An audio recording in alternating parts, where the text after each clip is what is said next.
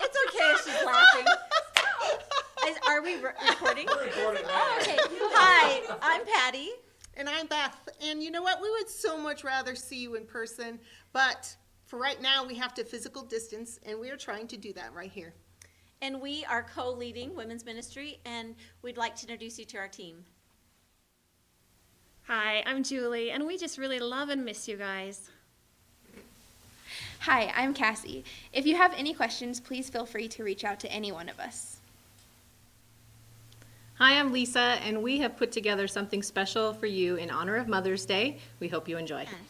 What's something your mom always says to you? Oh my gosh! Allison, what is your favorite memory of you and your mom? Mine's probably when we went to the beach on a family vacation to Florida, and her and I, we both got Starbucks and we took it on the beach and we just drank it. It was really fun. What makes you proud of your mom? She serves selflessly and she loves others well, and she raised a heck of a daughter. And how old is your mom? Honestly, I have no idea. Can you take a guess? I think she's around the age of somewhere of 20. Oh, really? Good. If you could tell your mom one thing, what would it be? That even though I like to be very independent, I will always need you.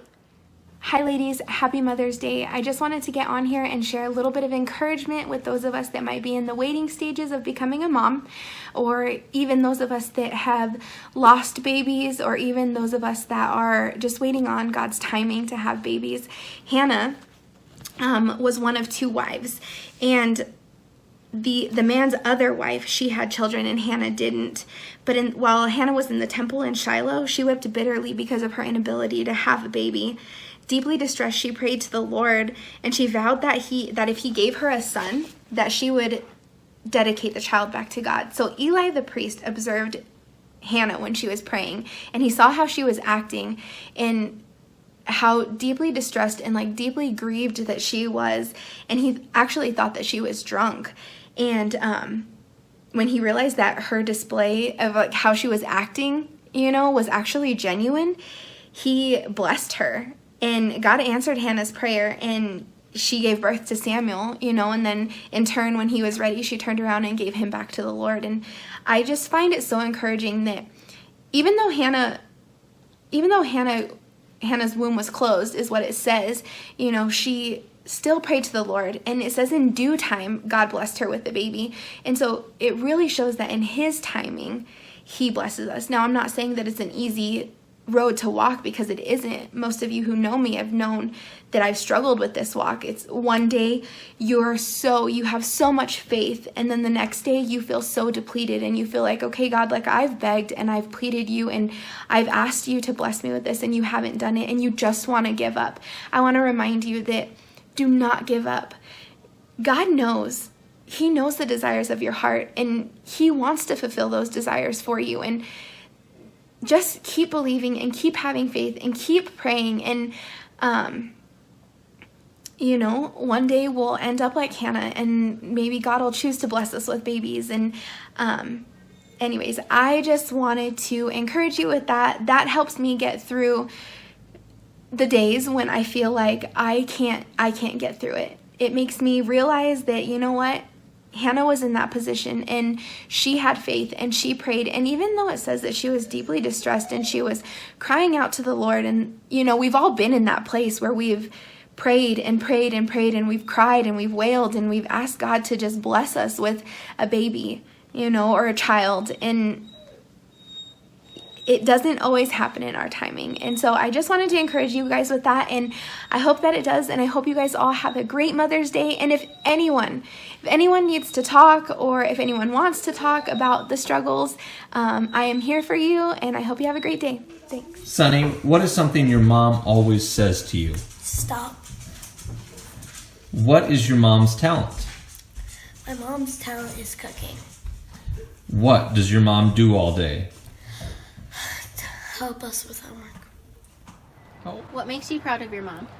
The life that she was able to build for herself, kind of by herself for us. What is your favorite memory of you and your mom? When I was younger, every morning after Nakai and Taven would go to school, my mom would make me a bagel and she'd cut up some strawberries. And we'd sit on the couch together and eat and watch Curious George. Emily, can you share a favorite memory of you and your mom together? Yeah, my favorite memory with my mom is that every day after kindergarten, she would pick me up and take me home and make me tuna sandwiches, and we would watch Judge Judy together on our little kitchen TV. Take 786 of being a mom. Just kidding. I was asked to talk about what it looks like to be a mom, and or maybe even share a story. And I thought, okay, well, what does that look like, and where do I even begin? And it's so vast to think about what it means to be a mom. And then I thought, okay, you know what? No, I just talked to my niece, and she was talking to me about how she had to get off social media for a while because on Facebook or Pinterest is that she sees all these pictures of like these moms who have this great life and the perfect home, and their kids are perfect, and they're all doing an art project together and making cookies, and it just really was discouraging to her. And I thought, you know, it is hard to be a mom, and I can't even imagine how hard it would be to be a mom in a world that you just feel like you just never measure up. And I thought, it's hard enough even as an older mom. I just called myself an older mom, so that was real. Anyways, so I thought about how can I hopefully encourage you in that. And if you're not a mom, you have a mom. I'm sure you've known a mom. And so as sisters in Christ, as daughters in Christ, we can hopefully all get something from this. So, mom and mistakes.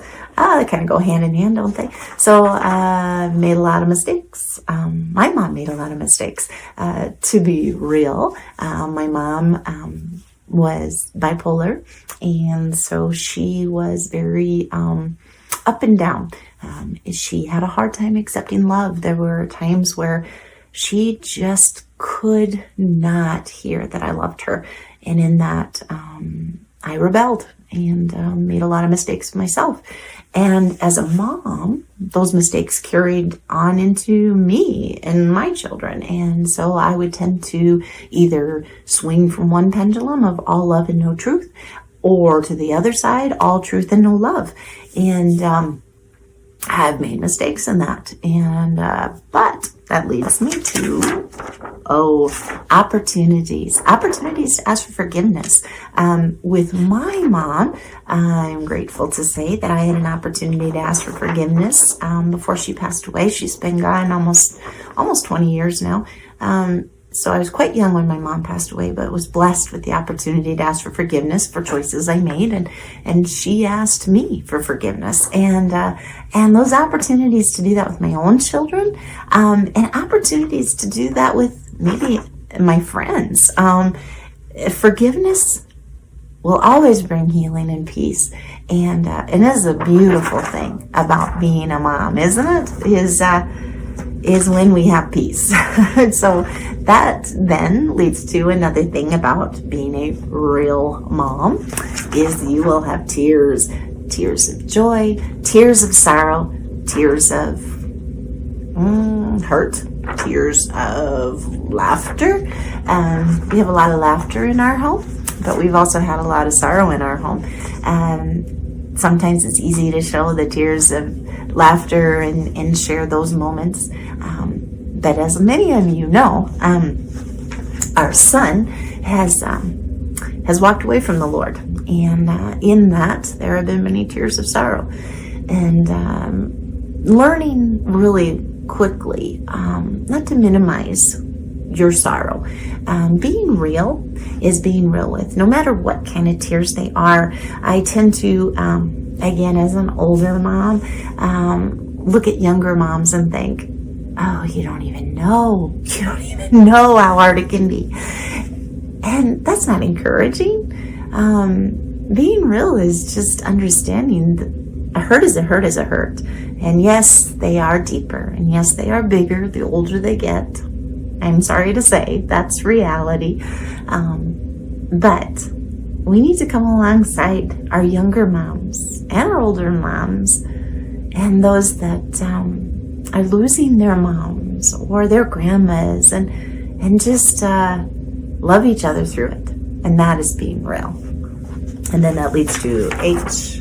And H, I was thinking hope. Oh, hope is so good. Hope in tomorrow, as I have hope in the Lord, as I know that He promises so many wonderful things about His children, and our son is a child of God, and so we have hope that He is going to come back into the fold. But then I also thought of H, hugs. I'm a hugger. I know there's a few of you out there that aren't, and I'm not going to name names. You know who you are. And but hugs, hugs are great. And as a real mom, if I'm being real, that is the thing that fills my cup. And we have a deal at our house that when our kids come home, they hug mom before they hug dad, or else. And then it's kind of gets ugly, because then it's like, who can hug mom first? And it's a good thing. So, and then that leads to E. E, I thought, encouraging. We need to encourage each other. I kind of already shared that before, but I think it's important to just revisit it. We need to encourage our children. We also need to encourage each other as mothers to be real with each other. Let's don't be false with each other. When you have a hard day, be real with that. And then we can come alongside and encourage each other with that. And if we're not real, then we don't know where to even begin to encourage. And I love that about being a mother and a sister in Christ. And then finally, I came to R. Okay, respect. Ooh, that's a good one for our kids. Reverent. Ooh, reverent. That's a good R. But then I was like, come on, let's be real, right? R. Real. That was good, but no. I think this is better. Grace. We need grace for each other. Grace for ourselves. Grace for our own mothers. Grace for our children. And in that, we can find realness. Thank you for hearing my heart about being a real mom. What doesn't my mom do that makes me smile? That would be scuttle. And then what is something my mom always says to me? That would be, I love you more than most. And then what is my mom's talent? That would be multitasking. And then what does my mom do all day? Care for us. And then how old is your mom?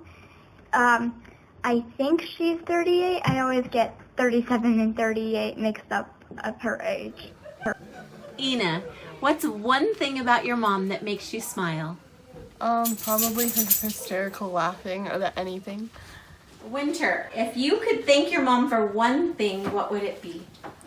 I would thank her for the years that she spent at home with me so that I could do school at home, and just for supporting me in those decisions with school.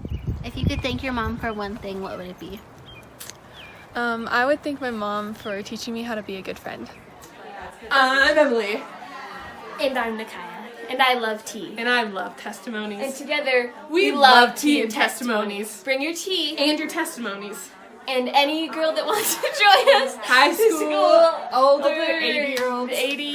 All girls in the nation. All girls in the nation.